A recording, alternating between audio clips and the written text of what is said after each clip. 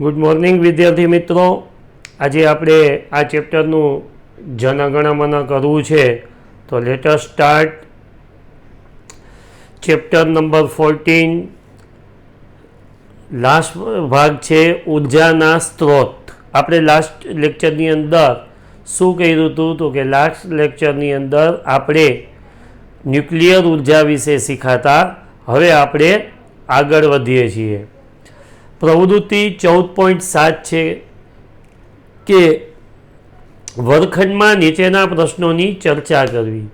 દાખલા તરીકે સમુદ્ર તાપીય પવન તથા જૈવભાર ઉર્જાઓનો અંતિમ સ્ત્રોત કયો છે? તો કે સમુદ્ર તાપીય પવન તથા જૈવભાર ઉર્જાઓના અંતિમ સ્ત્રોત છે સૂર્ય એટલે કે સૌર ઉર્જા છે. પછી કે શું આ સંદર્ભે ભૂતાપીય ઉર્જા અને ન્યુક્લિયર ઉર્જા જુદી જુદી છે કે કેમ? તો કે ભૂતાપીય ઉર્જા અને ન્યુક્લિયર ઉર્જા બે અલગ અલગ જ છે.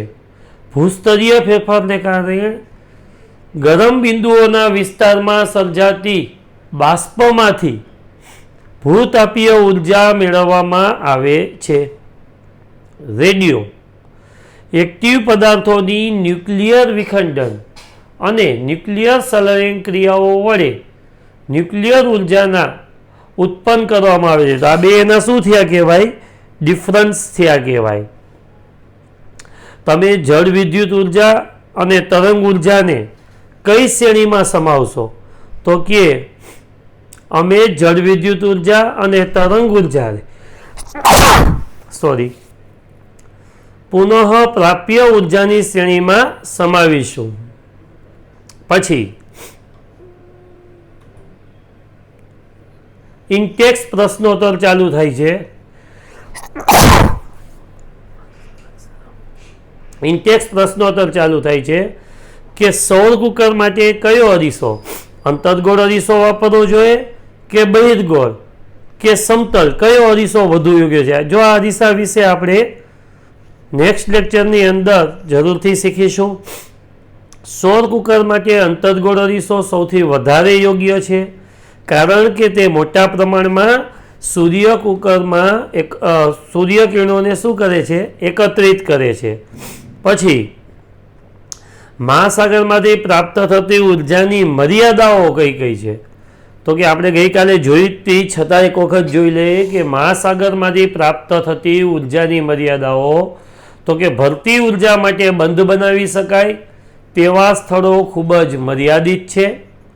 સમુદ્ર તટમાં જ્યાં તીવ્ર પવનો ફૂંકાતા હોય ત્યાં જ તરંગ ઉર્જા મેળવી શકાય છે.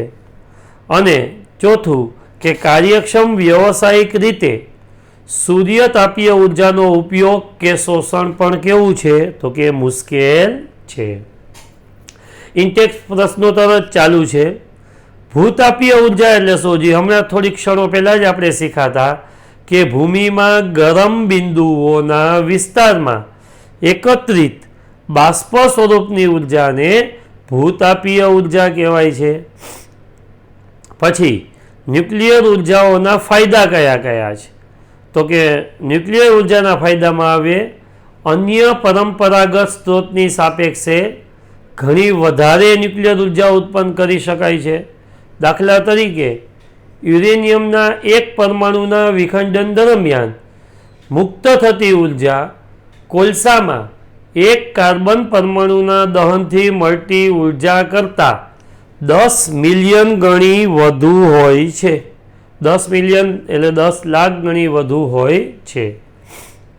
વળી જળ વિદ્યુત પ્લાન્ટ કે થર્મલ પ્લાન્ટ દ્વારા ઉર્જા મેળવવા માટે જરૂરી જગ્યા કરતાં ન્યુક્લિયર ઉર્જાની પ્રાપ્તિ માટે જગ્યા કેવી છે? તો કે ઓછી રોકે છે. હવે પર્યાવરણ વિષયક પરિણામ તો કે ઉર્જા સ્ત્રોતની પસંદગી કયા પરિબળો ઉપર આધાર રાખે છે? આ નવો ટોપિક ચાલુ થાય છે. તો કે ઉર્જા સ્ત્રોતની પસંદગી કયા પરિબળો ઉપર આધાર રાખે છે? તો કે ઉર્જા સ્ત્રોતની પસંદગી નીચેના પરિબળો ઉપર આધાર રાખે છે. પહેલું, સ્ત્રોતમાંથી ઉર્જા પ્રાપ્તિની સરળતા. બીજું, ઉર્જા સ્ત્રોતમાંથી ઉર્જા પ્રાપ્ત કરવામાં આર્થિક ફાયદો. ત્રીજું, ઉર્જા પ્રાપ્ત કરવા માટે ઉપલબ્ધ સાધનોની કાર્યક્ષમતા. અને લાસ્ટ કે ઉર્જા સ્ત્રોતનો ઉપયોગ દરમિયાન પર્યાવરણને થતી હાનિ, એની જે હાનિકારક અસર થાય છે તે. હજી તે જ ચાલુ છે પર્યાવરણ વિષયક પરિણામ. પ્રદૂષણ રહિત બે ઉર્જા સ્ત્રોતના નામ આપો અને તમારી દ્રષ્ટિએ તે પૈકી કયું ઉત્તમ છે.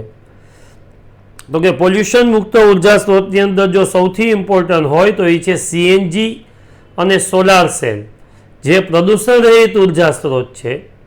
સીએનજી સ્વચ્છ બળતણ છે અને અન્ય બળતણની તુલનામાં એ વધારે સ્વચ્છ છે.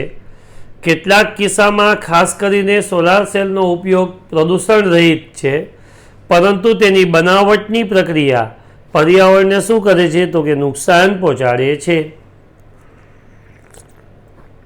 પ્રવૃત્તિ 14.8 તો કે વિવિધ ઉર્જા સ્ત્રોતની જાણકારી તથા દરેક સ્ત્રોતની પર્યાવરણ પર થતી અસરોથી માહિતીગાર થવું. જો વિદ્યાર્થી મિત્રો, આમ તો જનરલી પ્રવૃત્તિ પૂછાતી હોતી નથી, પણ આપણે યાદ રાખવાની એક વખત બોર્ડમાં પૂછાયેલી હતી. દરેક ઉર્જા સ્ત્રોતના લાભ તથા ગેરલાભ પર ચર્ચા કરી ઉર્જાનો સર્વોત્તમ સ્ત્રોત નક્કી કરવો. દાખલા તરીકે અશ્મિભૂત બળતણ, તો એની પર્યાવરણ પર થતી હાનિકારક અસર કઈ? વાયુ પોલ્યુશન, એસિડ વર્ષા, ગ્રીનહાઉસ અસર વગેરે. પછી થર્મલ પાવર પ્લાન્ટ, તો કે વાયુ પ્રદૂષણ અને જળ પ્રદૂષણ. પછી જળ વિદ્યુત, તો કે મોટા નિવસન તંત્ર નાશ પામે, કૃષિ ભૂમિ ડૂબમાં જાય. આ જળ વિદ્યુતના ગેરફાયદા છે, પર્યાવરણ પર થતી હાનિકારક અસર છે. પછી જૈવભાર બળતણ, તો કે એમાં ધુમાડો અને રાખ વાયુ રૂપ દ્રવ્યોથી હવાનું પોલ્યુશન કરે છે. પછી પવન ઉર્જા, તો પવન ઉર્જા છે એ હાનિકારક અસર, એની કંઈક હાનિકારક અસર થતી નથી. સૌર ઉર્જા, એની પણ કંઈ હાનિકારક પર્યાવરણને અસર થતી નથી. ભરતી, પછી તરંગ અને સમુદ્ર તાપીય ઉર્જા, તો એની એ કંઈ હાનિકારક અસર થતી નથી. ભૂતાપીય ઉર્જા, એની એ હાનિકારક અસર નથી. ન્યુક્લિયર ઉર્જા, ભયંકર હાનિકારક અસર. રેડિયો એક્ટિવ પ્રદૂષણ વિકિરણોનું ઉત્સર્જનના આધારે વિકિરણોનું ઉત્સર્જન કરે, જે પૃથ્વી ઉપર ખૂબ જ હાનિકારક અસર પેદા કરે છે. તો આ આધારે આપણે કહી શકીએ કે ઉર્જાનો સૌર ઉર્જા એ સર્વોત્તમ ઉર્જા સ્ત્રોત છે. વળી પવન અને સમુદ્રની ઉર્જાના મૂળમાં પણ સૌર ઉર્જા જ રહેલી છે. આમ સૌર ઉર્જા એ અખૂટ ઉર્જા સ્ત્રોત છે. હવે ઇનટેક્સ પ્રશ્નોત્તર પાછા ટેક્સ્ટ બુકના લઈ લે કે એ શું છે. તો શું કોઈ ઉર્જા સ્ત્રોત પ્રદૂષણ મુક્ત છે કે કેમ, અથવા કેમ નહીં? તો કે સૂર્ય, પવન, ભૂતાપીય ઉર્જા સ્ત્રોત એ પ્રદૂષણ મુક્ત ઉર્જા સ્ત્રોત ગણવામાં આવે છે. પરંતુ જ્યારે સૂરજમાંથી ઉર્જા પ્રાપ્ત કરવામાં આવે, અહીંયા સુરત નહીં સૂરજ આવવું જોઈએ, સૂરજમાંથી ઉર્જા પ્રાપ્ત કરવા કે ઉપયોગ કરવામાં આવે ત્યારે તેના માટેના ઉપકરણો અને ઉપયોગથી પર્યાવરણમાં પ્રદૂષણ થાય છે. તેથી કોઈ પણ ઉર્જા સ્ત્રોત સંપૂર્ણ રીતે પ્રદૂષણ મુક્ત નથી. રોકેટમાં બળતણ તરીકે હાઇડ્રોજનનો ઉપયોગ થાય છે. શું તમે સીએનજીની સરખામણીમાં તેને વધુ સ્વચ્છ બળતણ ઇંધણ કહેશો? કેમ અથવા કેમ નહીં? તો કે સીએનજીની સરખામણીમાં હાઇડ્રોજન વધારે સ્વચ્છ બળતણ છે, કારણ કે ઓક્સિજનની હાજરીમાં હાઇડ્રોજનનું દહન થતાં પાણીની બાષ્પ ઉત્પન્ન થાય છે. જ્યારે સીએનજીમાં મુખ્ય ઘટક છે મિથેન, અને તેના દહનથી કાર્બન ડાયોક્સાઇડ અને કાર્બન મોનોક્સાઇડ પણ ઉત્પન્ન થાય છે. અને કાર્બન મોનોક્સાઇડ તો વિદ્યાર્થી મિત્રો ખૂબ જ ઝેરી વાયુ. કેવી રીતે ઝેરી? જોઈએ આપણા શ્વાસમાં જાય તો આપણા શરીરમાં જે બ્લડ સર્ક્યુલેશનમાં હિમોગ્લોબિન વહે છે ને, એ હિમોગ્લોબિન સાથે કાયમી સંયોજન બનાવી દે, એટલે ત્યાંથી બ્લડ સર્ક્યુલેશન અટકી જાય, એટલે કે ઓક્સિજનનું વહન પણ અટકી જાય, અને એને હિસાબે શું થાય તો કે એને હિસાબે માણસ છે એ મૃત્યુ પામે છે. પછી કઈ ઉર્જા સ્ત્રોત આપણા માટે, કયા ઉર્જા સ્ત્રોત આપણા માટે ક્યાં સુધી રહેશે, તો કે પ્રશ્ન છે કોઈ ઉર્જા સ્ત્રોત આપણા માટે ક્યાં સુધી રહેશે, તો અશ્મિભૂત બળતણ કરતાં જૈવભાર બળતણનો ઉપયોગ શા માટે વધારે લાભદાયી છે? બરાબર છે. આ આપણો મુદ્દો જે છે એ લાસ્ટ મુદ્દો છે કે અશ્મિભૂત બળતણ કરતાં જૈવભાર બળતણનો ઉપયોગ શા માટે વધારે લાભદાયી છે? તો કે અશ્મિભૂત બળતણ ખૂટી જાય, અહીંયા ખૂટી લખાઈ ગયું છે, એકચ્યુઅલી ખૂટી જાય તેવો અને પુનઃ પ્રાપ્ય સ્ત્રોત છે. ખૂટી જાય તેવો પુનઃ અપ્રાપ્ય સ્ત્રોત છે. અશ્મિભૂત બળતણ છે એ ખૂટી જાય તેવો પુનઃ અપ્રાપ્ય, અહીંયા ખાસ ચેન્જ કરી નાખજો, પુનઃ અપ્રાપ્ય સ્ત્રોત છે. આ સ્ત્રોત આવનારા દિવસોમાં સમાપ્ત થઈ જશે. તેનો ઉપયોગ વાયુ પોલ્યુશનની માત્રા વધારે છે, તેથી તેના ઉપર લાંબો સમય નિર્ભર રહી શકાય નહીં.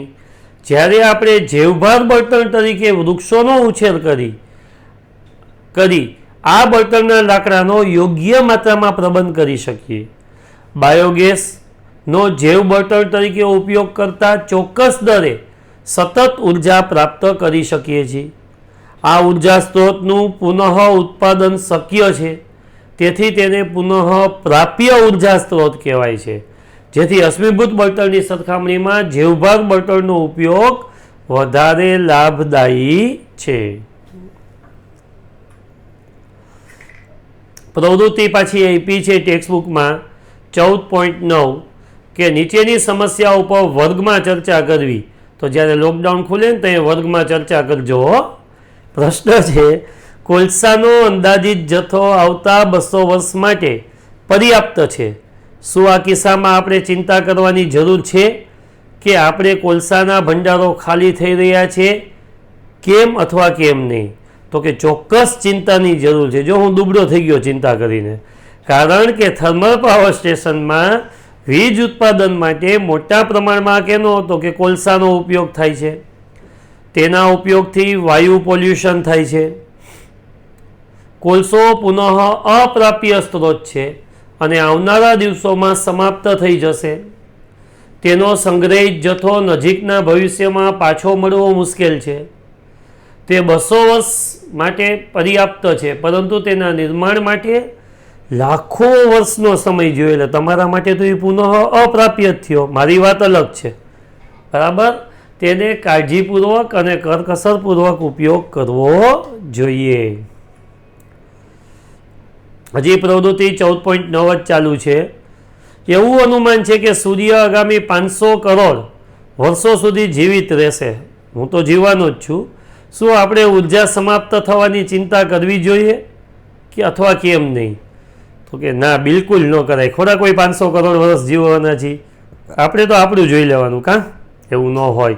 હા, ના કહી શકે, કારણ કે હજુ આગામી 500 કરોડ વર્ષ સુધી જીવિત રહેશે. આપણે સૌર ઉર્જાના ઉપયોગ માટે આધુનિક ટેકનિકો, મોડર્ન ટેકનિક્સ વિકસાવવી જોઈએ. તેથી વિનામૂલ્યે પ્રાપ્ત સૌર ઉર્જાનો વધુમાં વધુ ઉપયોગ કરી શકીએ. હજી પ્રવૃત્તિનો પ્રશ્ન છે આ ચર્ચાના આધારે ભયંકર નિર્ણય લ્યો. તે ખૂટી જાય તેવો અખૂટ, પુનઃ પ્રાપ્ય અને પુનઃ અપ્રાપ્ય, અને દરેકની પસંદગી માટે કારણ આપો. તો કે ખૂટી જાય તેવો, તો કે અશ્મિ બળતણ કોલસો તેમજ પેટ્રોલ કોઈ દિવસે સમાપ્ત થઈ જ જશે. અખૂટ, તો કે પવન. એવું તો નથી જતીન સર અગાસીએ ગયા એટલે પવન ખાલી થઈ ગયો. ભરતી ઉર્જા વગેરે સતત પ્રાપ્ત થતી ઉર્જા સ્વરૂપો છે. પુનઃ પ્રાપ્ય, તો કે જૈવભાર બળતણ જો યોગ્ય વ્યવસ્થાપન કરવામાં આવે તો ચોક્કસ દરે ઉર્જાનો નિશ્ચિત જથ્થો ઉપલબ્ધ થતો રહે. અને પુનઃ અપ્રાપ્ય, તો કે અશ્મિગત બળતણ એક વખત ઉપયોગમાં લેતા વપરાઈ જાય અને કાયમી ધોરણે સમાપ્ત થઈ જશે, નજીકના ભવિષ્યમાં પ્રાપ્ત થશે નહીં. પછી ઇન્ટેક્સ પ્રશ્નમાં એવા બે ઉર્જા સ્ત્રોતના નામ લખો, એવા બે ઉર્જા સ્ત્રોતના નામ લખો જેને તમે પુનઃ પ્રાપ્ય માનો છો, જેને આપણે પુનઃ પ્રાપ્ય માનીએ છીએ. અને એના માટેનું કારણ તો કે જળ વિદ્યુત જળાશયમાં વરસાદને કારણે દર વખતે પુનઃ ભરાય છે, વખતે પાણી પુનઃ ભરાય. પવન ઉર્જા સૌર વિકર્ણો દ્વારા ભૂખંડ તથા જળાશયો આસમાન ગરમ થવાથી હવામાં ગતિ ઉત્પન્ન થાય છે અને પવન ફૂંકાય છે. એવા બે ઉર્જા સ્ત્રોતના નામ લખો જેને તમે ખૂટી જાય તેવા માનો છો અને તમારી પસંદગી માટે કારણ આપો. તો કે અશ્મિગત બળતણ એટલે કે કોલસો અને પેટ્રોલિયમ એ ખૂટી જાય જેવા ઉર્જા સ્ત્રોત છે, તેના દહન સાથે તે કાયમી રીતે શું થઈ જાય છે? નષ્ટ થઈ જાય છે. અમારા કેતન સરને તમારા ઉપર બહુ કૃપા કરવાનું મન થઈ ગયું એટલે એને સ્વાધ્યાયના પ્રશ્નોત્તરની પણ પીપીટી તમારા માટે બનાવી દીધી.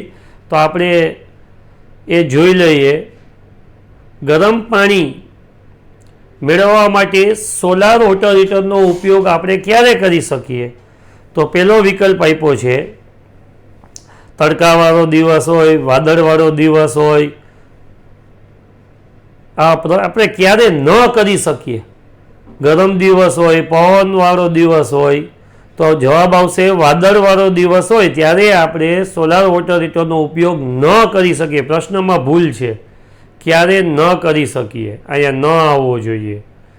નીચેના પૈકી કયું જીવભાર ઉર્જા સ્ત્રોતનું ઉદાહરણ નથી? લાકડું, ગોબર ગેસ, ન્યુક્લિયર ઉર્જા અને કોલસો. તો સ્વાભાવિક છે આન્સર ઇઝ યોર ન્યુક્લિયર ઉર્જા.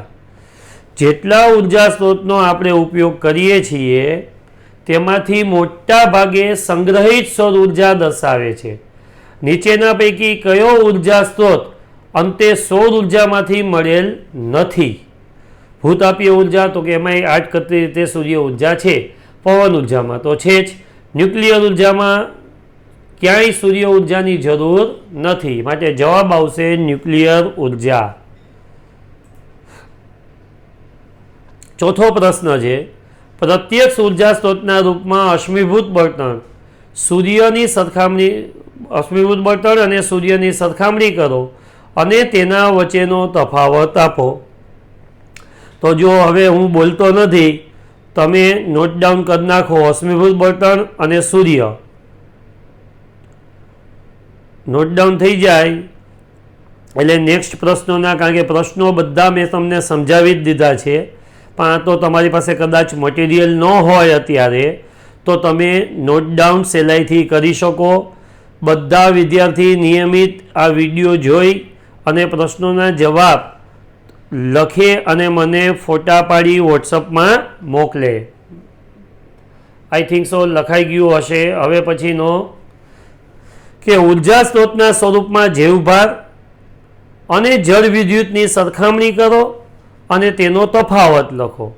તો જૈવભાર તો કે તેના ઉપયોગથી પ્રદૂષણ થાય, જળ વિદ્યુત તો કે પ્રદૂષણ મુક્ત ઉર્જા સ્ત્રોત, જૈવભાર ઓછો ખર્ચાળ, બંધ બનાવવા સંદર્ભે ખર્ચો થાય પછી ન થાય, તે લાકડું, કૃષિ કચરો, છાણા વગેરે સ્વરૂપે આ પાણીની સ્થિતિશક્તિનું જળ વિદ્યુતમાં રૂપાંતર થાય, તેના ઉપયોગ દ્વારા બાયોગેસ ઉત્પન્ન કરી શકાય, તેના ઉપયોગથી કોઈ વાયુ ઉત્પન્ન થતો નથી.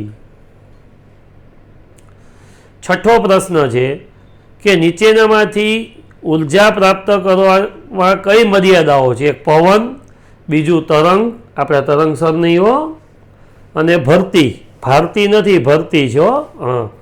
પવન, પવનની ગતિ 15 કિલોમીટર પ્રતિ કલાકથી વધુ હોય તો જ જરૂરી પવન ઉર્જા ફાર્મ આપવા પ્રારંભે ખર્ચ ખૂબ ઓછો, કુદરતી પરિબળો સામે ટાવર અને પાંખિયાનો નિભાવ ખર્ચ વધારે હોય છે.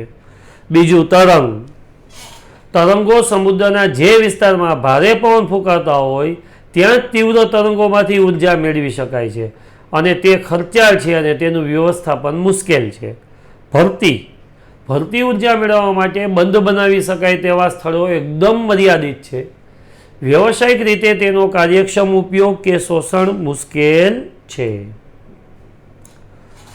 પછી ઉર્જા સ્ત્રોતનું નીચે દર્શાવેલ વર્ગોમાં કયા આધાર ઉપર વર્ગીકરણ કરશો?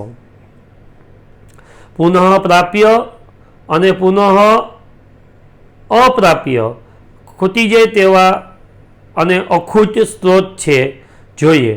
પુનઃ પ્રાપ્ય તો કે જીવભાર બળતણ જો યોગ્ય વ્યવસ્થાપન કરવામાં આવે તો ચોક્કસ દરે ઉર્જાનો નિશ્ચિત જથ્થો ઉપલબ્ધ થતો રહે. પુનઃ અપ્રાપ્ય અશ્મિ બળતણ એક વખત ઉપયોગમાં લેતા વપરાઈ જાય છે અને કાયમી સમાપ્ત થઈ જશે. નજીકના ભવિષ્યમાં પ્રાપ્ત થશે નહીં.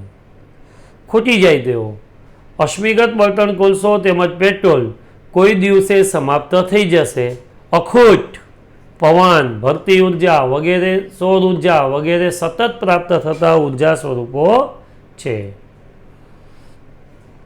ટોટલ 10 પ્રશ્નો છે. આપણે 8મો પ્રશ્ન પહોંચી ગયા કે ઉર્જાના આદર્શ સ્ત્રોતમાં કયા ગુણો હોય છે.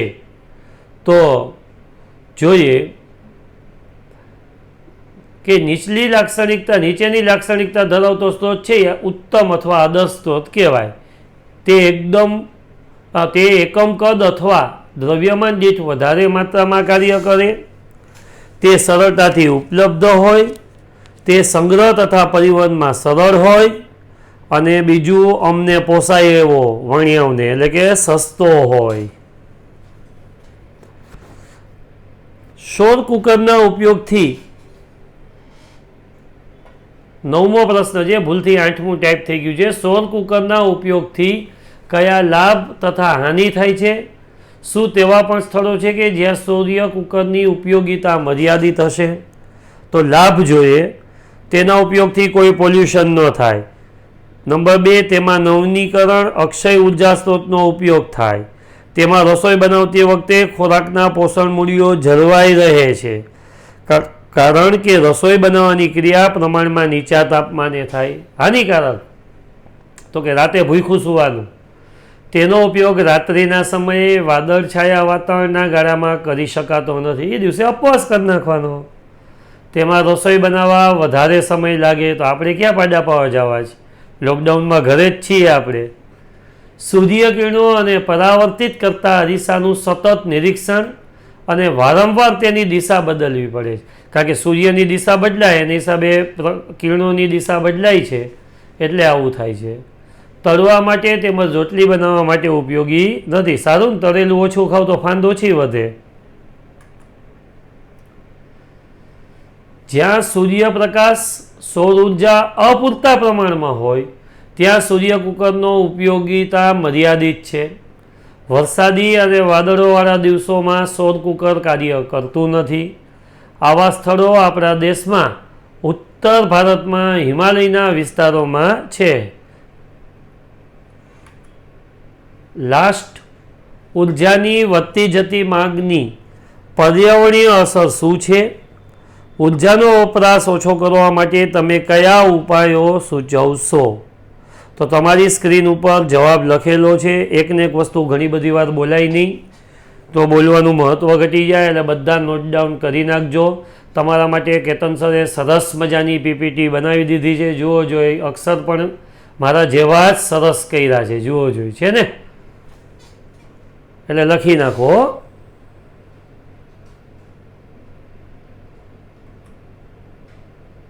આ બધો આ પ્રશ્નનો જવાબ ચાલુ જ છે. આ બધું એક વાર હું બોલી ચૂક્યો છું, એટલા માટે હું બોલતો નથી.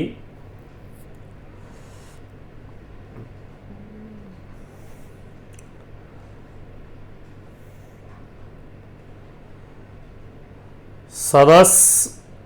તો આ સાથે તમારું આજનું વર્ક કમ્પ્લીટ થયું. હવે આપણે મેથ્સનું પાછું નવું ચેપ્ટર લઈને આવીશું. Thank you.